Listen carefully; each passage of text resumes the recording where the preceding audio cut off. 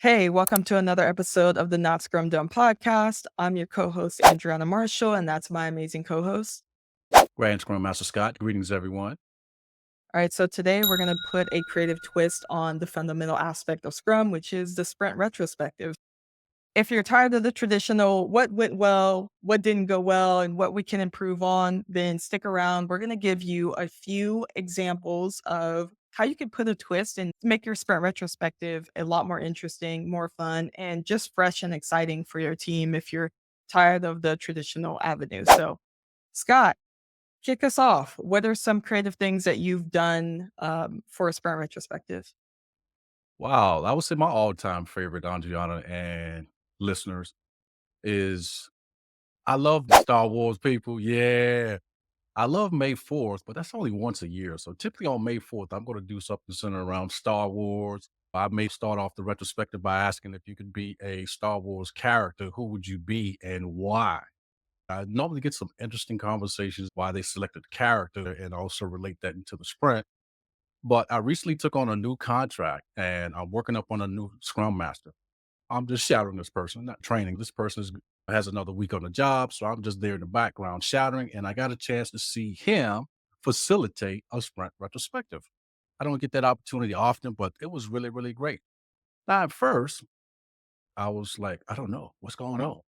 Because he started off the meeting talking about emojis. He said, "Hey, everybody, do y'all use emojis?"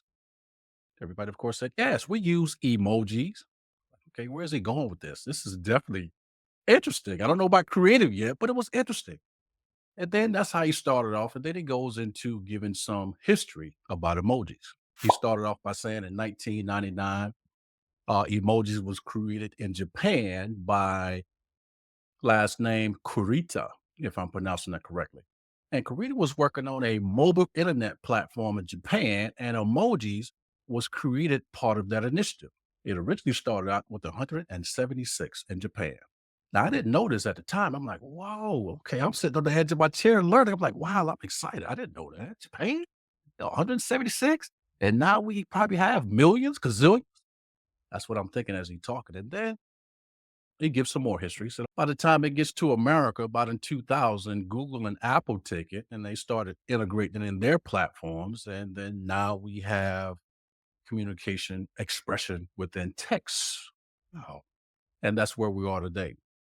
So after that brief history overview, the whole Scrum team is in the room. But you ask the question, team members, as you're giving your overview of this sprint, I want to know if you can describe the sprint using an emoji and why do you use that emoji? So it got to me and I said, I like the smiling emoji.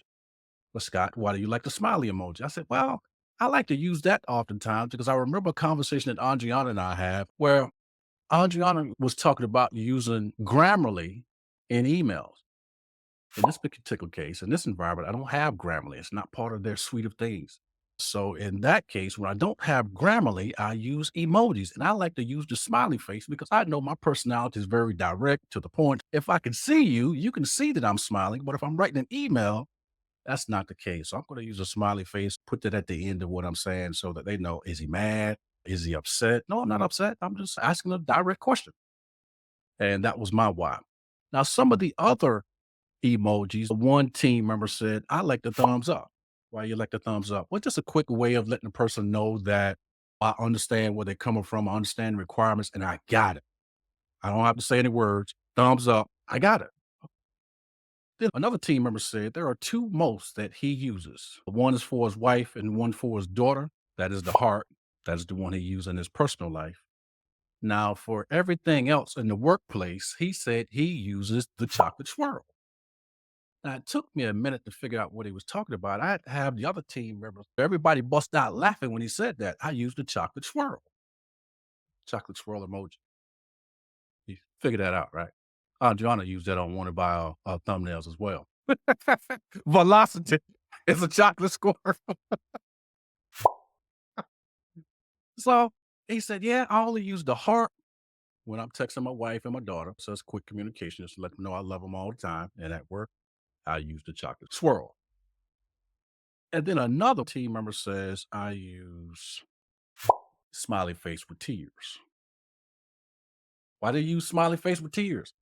So I just find so much humor in terms of what people say and the things that I'm seeing in this office environment. I just laugh at myself to death in terms of what I'm seeing and what we're doing. So I was like, wow. So then after everybody in the room goes and talk about their emoji and why they use that emoji, then Scrum Master Chuck is his name. I definitely got to give him a shout out for this because it definitely blew my mind. I never thought about using something as common as emoji and repurposing it and using it in a creative way for a sprint retrospective. I'm like, wow, oh, I got to use that.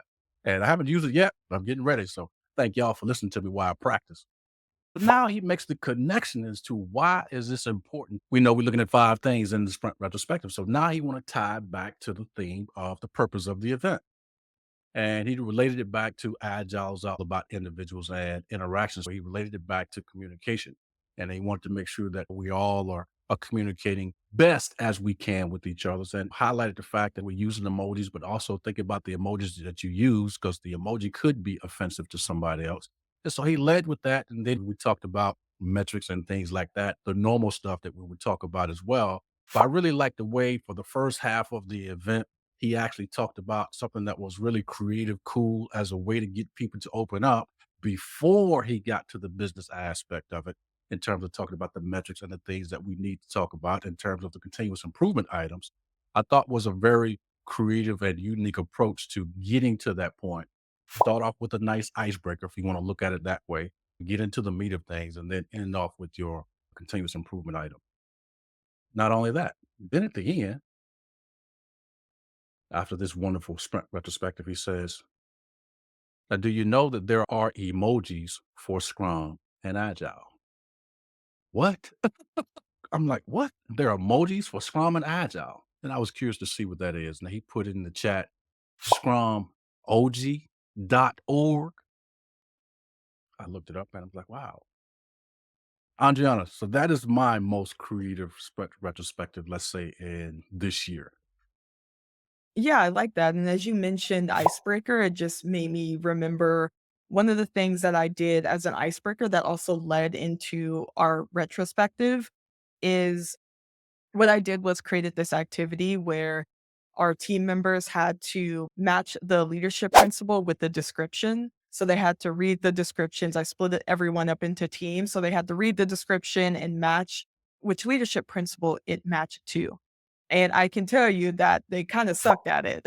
I think at that point we realized people have not been paying attention to the leadership principles, which was funny. It was still a really fun game. It also led into an activity to talk about how we can be better as leaders to each other and on our team, and even to the organization and helping it grow. So that's one of the ideas I think really helps. It gets people thinking about the core values of your company. And you can also do it with Scrum values. So you can do it with Scrum values as well. Do they fully understand? How are we living those out? And how can we get better on a day to day basis? You can do that with Agile principles. I took the leadership principles, but it's easily changeable. That way you can find the areas that even you may have noticed your team isn't good at, but now they're the ones actually discussing and talking about, okay, here we're not so great at courage or we're not so great at focus, and come up with ways on how they can improve instead of you just being the observer and saying, okay, here are some values we're not so great at. Letting that be an activity is really good.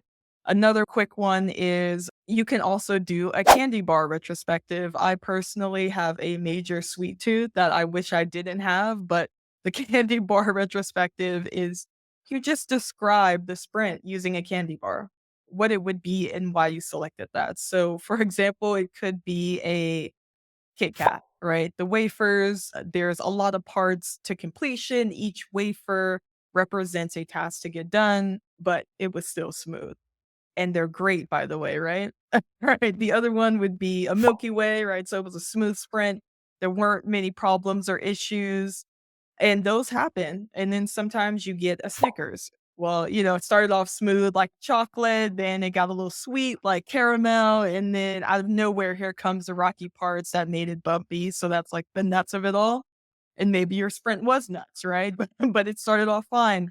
And then towards the end of the sprint, it got sweet and smooth again. And then you guys can use that as a fun way to bring the dialogue into how do we make sure it's a little bit more like a Kit Kat or a Milky Way throughout, and then talk about how you can improve for the next sprint. So, Scott, what do you think? Do you have anything else to add? Just a little bit, but Adriana, oh, that you cracked me up. That is an awesome one to use. Now, for the listeners, I also want to highlight when you do these type of creative retrospectives, you will learn an awful lot of stuff, especially if you're with an international team. And in most teams I'm on, they're international, people from all over the world.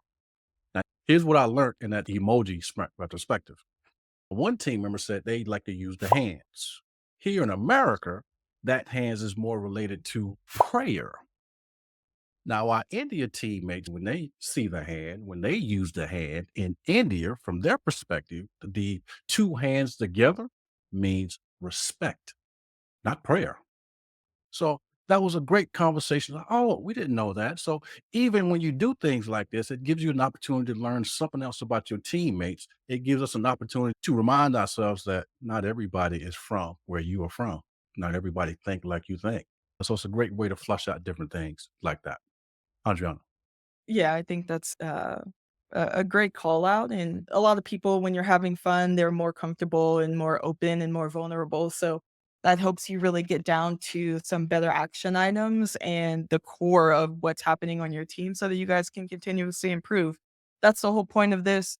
And also have fun at work. You can definitely enjoy it and enjoy the people around you. All right. So we gave you four different retrospective ideas. May the fourth be with you.